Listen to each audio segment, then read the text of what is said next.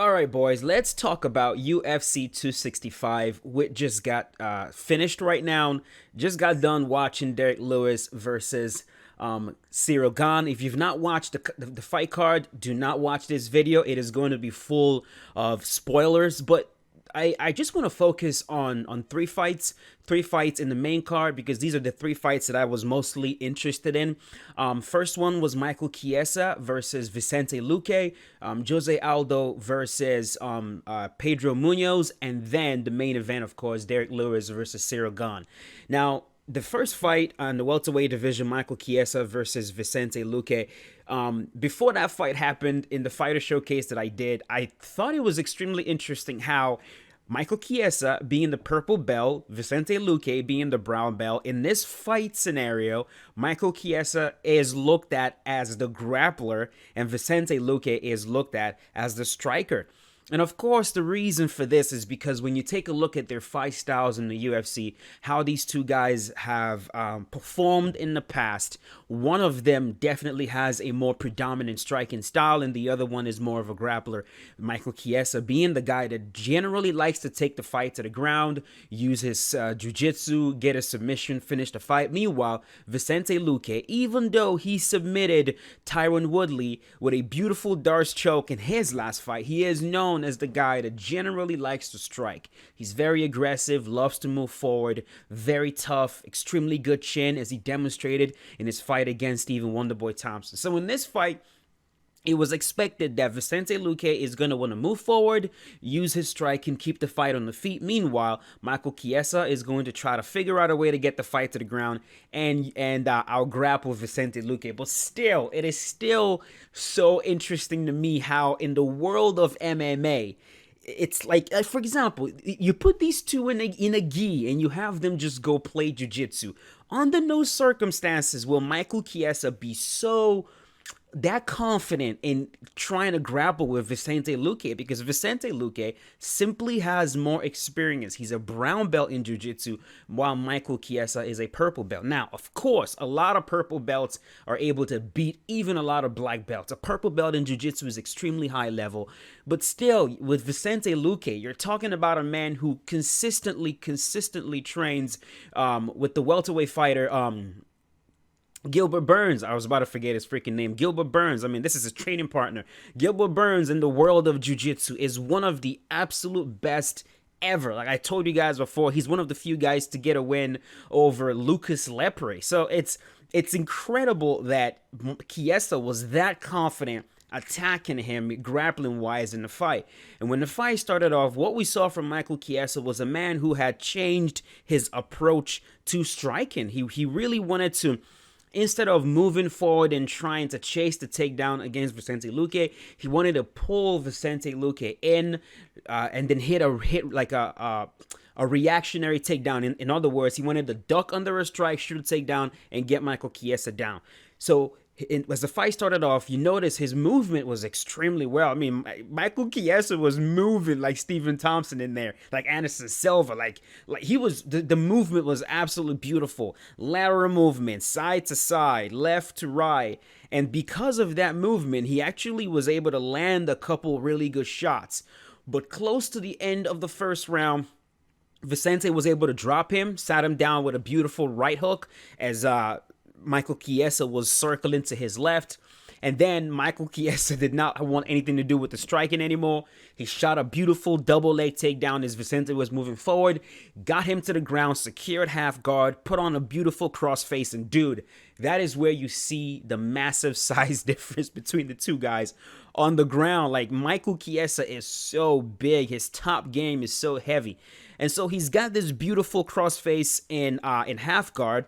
Vicente did a very good job of getting his frames. With the frame, he was able to, because a crossface is essentially where you have shoulder pressure. And with the shoulder pressure, if you put shoulder pressure on your opponent's face, and you essentially the position of your head determines where your body can go, right? If your head is turned in this direction, it's going to be very difficult for your body to go this direction. And so what the crossface looks to do is it looks to put your head in the opposite direction that your body is facing, and that secures the position really well.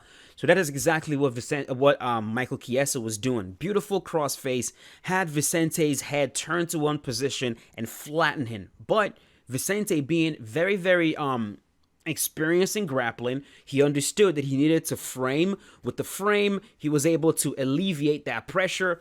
Attempted to escape by giving up his back. Michael Chiesa follows him, locks in a rear naked choke, but he didn't have both hooks in. He had only one hook in. Now that hook definitely controls the hip, but it does not. It doesn't secure the back as tightly as you can secure the back if you have both hooks in. So he went for that rear naked choke. Vicente Luque did exactly what he was supposed to do to defend a rear naked choke. You put your back to the mat. And as he was putting his back to the mat, Michael Chiesa lost the choke. Michael Chiesa tried to get on top. There was a scramble. Vicente Luque able to reverse position, get on top. Michael Chiesa tries to shoot a takedown to try to reverse a position, and of course fell right into Vicente Luque's absolute favorite weapon, which is that beautiful Darce choke. Vicente, boom, locks it in, catches him in the darce, rolls him over, and then walks his hip into him. And you can see Michael Chiesa pushing on Vicente's leg to try to keep the hips away, because he understands if he lets the hip walk in, that's only gonna tighten the choke. And he was trying, man, but Vicente, I mean, this is his submission. He has done this probably a million times, and he just freaking won a fight doing that. So it wasn't enough. He was able to get him in that beautiful Darce choke, and Michael Chiesa taps out and he wins. Poetic victory, bro. Like, it, to me, that victory was sweet to witness. It really was, because to see Michael Chiesa so confident trying to outgrapple Vicente, it's like it was only a matter of time before that caught up to him, because he did the same thing against Rafael dos Anjos. And Rafael dos Anjos is a black belt in jiu-jitsu, but because of the size difference, of course, he was able to ground dos Anjos. He was able to, use that top heavy game and stifle all of dos Anjos' offense from the bottom. But it was only a matter of time before that caught up to him, trying to outgrapple these more experienced grapplers. And this is one of those times. Vicente Luque gets a beautiful submission. Round one. I'm really, really glad that he got that win. Next up, Jose Aldo versus Pedro Munhoz. Now, this fight, man, I gotta say, as a fan of Jose Aldo, was a little bit nervous about this one. I really was a little bit nervous because with Jose Aldo, of course, the biggest thing to worry about is when you have an opponent that is extremely durable, someone that does not just fall over when you hit them, someone that has the ability to keep pushing, they have tenacity, they're tough, they're very gritty. Fighters like that, they have the ability to gas out Jose. And Jose is, I would say he is a 3-round fighter, really. Like a 3-round fighter at most, maybe a 2-round fighter before he really starts to gas out. Now, his cardio is actually a lot better than expected in the bantamweight division because he's moving down. We all thought at first, oh my God, he's losing so much weight. He already has issues making weight at featherweight. Now he's moving down to the bantamweight division. Is he going to be able to keep up the cardio? Is the weight cut going to be too much for him? Is he going to gas out in the first round? That has not been the case so far in his bantamweight run. He's been able to keep up that cardio, keep up the pace. And in this fight, the way I describe Jose Aldo, man, I describe him as the legendary AI in UFC 4 when Jose Aldo is on point. Because when this man is on point, he is, I'm not even the one fighting him, and I'm frustrated for his opponent. It has to be so frustrating when you're trying to hit a guy and he's perfect blocking everything. He's like Fight Night Champion when you're pumping the block and you're perfect blocking everything. Like in this fight, I don't think Pedro Munhoz was able to land a single leg kick. Every single one was checked by Aldo. And I'm not even talking about only the power leg kicks that you can clearly see are coming. I'm talking even the tap ones. Like those little tap leg kicks you throw out as a feeler just to get a feel of where your opponent is. Aldo checked all of them. Every single last one. And then his boxing in this fight was absolutely insane. And I think, man, when we talk about who are the best boxers in the UFC, and we say Conor McGregor, and we say Dustin Poirier, and we bring in Max Holloway in there, I definitely think, absolutely think that Jose Aldo's name should be among the list of some of the best boxers in the UFC. For sure. for sure. You talk about Calvin Kattar, Jose Aldo's name should be in there because the level of boxing that he demonstrated in this fight and in his past fights, hell, even in the fights that he had against Max Holloway. I mean, he was teeing off on Max Holloway. He was blasting the dude. He just gassed. He just got tired, which is generally what happens with Aldo. But let's just be real. The dude's boxing is so good. And this fight was a clinic. I mean, round by round, Aldo's defense was on point. Like it's rare that you see someone stifle an opponent, like make an opponent hesitant to attack them just because their defense is so sound. Like that's rare. It really is rare. Like it's not that Jose was hitting him with beautiful counters every single time Pedro would move. No, it was the fact that his defense was impregnable. It was impenetrable. I mean, he was not impervious to shots in this fight at all. He really wasn't. Every single shot was blocked or perfectly dodged. His footwork was incredible, moving out the way really well. And then, dude, when Aldo let his hands go, the speed, dude, the speed of the punches, the way Aldo, the crispness of the shots, a beautiful thing to behold. Overall, solid fight. Of course, he wasn't able to stop Pedro Munhoz. It is very difficult to stop Pedro Munhoz. The man is a very tough guy, a lot of tenacity, very gritty. I mean, when Aldo would hit him with a beautiful combo, you see him bite down the mouthpiece and get ready to get into a brawl. But of course, Jose knew better not to be getting into a brawl with Pedro Munhoz, as Cody Garbrandt learned the hard way. But overall, man, solid fight. 3 rounds, Jose Aldo, unanimous decision, 30-27, perfect 30-27, absolutely justified, and I could not be happier for Aldo. Now, main event. The main event went exactly as we all thought that it was going to go. Like, I mean, before the fight, there was a lot of jokes, right? A lot of jokes that, you know, Derrick Lewis defies logic, and he does. Don't get me wrong. He absolutely does defy logic.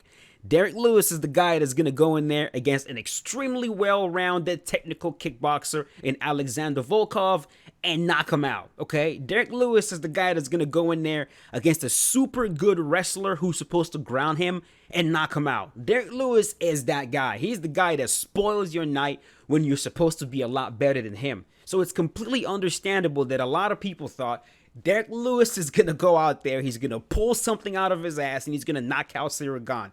It is absolutely reasonable to think that. But if we're being logical and if we're being real, going into this fight, you all knew what was going to happen. Okay, we all knew it was going to be a little bit lackluster. Ciryl Gane was going to have to move a lot. The fight potentially could be a little bit boring because Ciryl Gane will need to be super technical and not get into any kinds of exchanges with Derrick Lewis. And that is exactly what he did. He put on a beautiful, technically sound performance. Derrick Lewis was not anywhere near even coming close to winning the fight. It was a clinic. It was a beautiful fight. And he TKO'd him in round number 3. I warned you. If you're still watching this video and you're mad that I just spoiled it, I freaking warned you there was going to be spoilers. Don't bitch at me. But yeah, went out there, put on a beautiful clinic, and TKO'd Derrick Lewis. It was a good fight, man. I mean, there's nothing much you can say about that. And Ciryl Gane is now the interim heavyweight champion of the world, set to face Francis Ngannou, his training partner. That's the fight we're going to see next in the heavyweight division, and I cannot freaking wait. If you've seen these two guys spar, it is very interesting. It is very, very interesting. It's two polar opposites, man. With Ciryl Gane, a man who likes to be super technical, move around the cage, a lot of footwork. Meanwhile, of course, Ngannou is a guy that we know loves to deliver power. So I'm so curious to see how Ciryl is going to handle someone like Ngannou. And I'm also curious to see if Ngannou is going to be able to figure out a way to deal with this dude. Because right now, Ciryl Gane is a problem in the heavyweight division. He's a huge problem, and there are going to be only few guys in that weight class that will actually be able to beat him. In fact, there's a very good possibility he's going to become our undisputed heavyweight champion. That is a possibility, but we'll see. We'll see what happens. But man, that is it. Congratulations to Tecia Torres for beating Angela Hill a second time. Congratulations to Sung Yadong. In the prelims, we had some very good fights as well. I don't know if you guys saw the Rafael Fiziev versus Bobby Green fight. You have to see that fight. If you didn't watch that fight, stop whatever you're doing, go watch it. You need to go watch it. That fight should have been on the main card. It was an absolute beautiful performance by both men, especially Bobby Green. You know, a lot of people are saying that Rafael is, he's overrated, but I think it's more the fact that Bobby Green has always been underrated. I think that's what it is, because the performance he put on, he really pushed Rafael Fiziev, who ended up winning the fight by decision, but it was a solid fight. Carolina versus Jessica Penne. Jessica Penne back in there with a submission win in the first round. Check that one out. And just overall, man, solid fight card. Really enjoyed it. Hope you guys did as well. Let me know in the comment section what your favorite fights were. What do you think is going to happen now with the Black Beast? And we'll go from there. But thank you so much for watching. Hope you guys enjoyed, and I'll see you guys later. Peace out.